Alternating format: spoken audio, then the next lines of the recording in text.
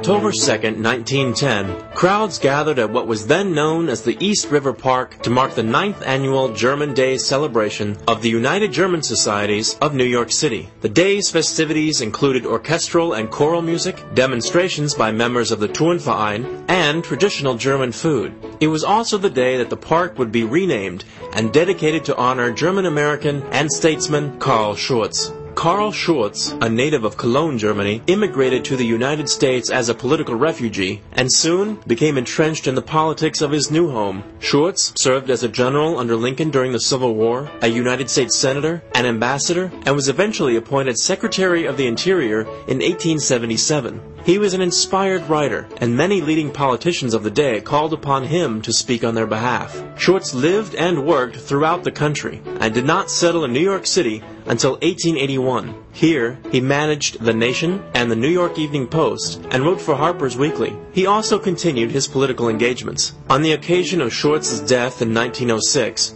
President Grover Cleveland said, "I look upon the death of Mr. Schurz as a national affliction. Though he had reached length of years, and though his activity had waned, he was still a power and strong influence in the life and sentiment of his countrymen."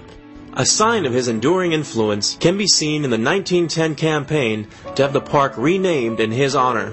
This site initially served as a strategic defense site during the Revolutionary War, complete with a fort to protect an important shipping passage called Hell Gate. The park later became home to Gracie Mansion, built by Archibald Gracie in 1799. The mansion has been the official home of the Mayor of New York since 1942, and prior to that was the first home of the Museum of the City of New York. Today, Karl Schurz Park provides views of the East River, the Roosevelt Island Lighthouse, the Robert F. Kennedy Bridge, and Randall's and Ward's Islands. The park is also home to free concerts, art shows, and other activities throughout the year.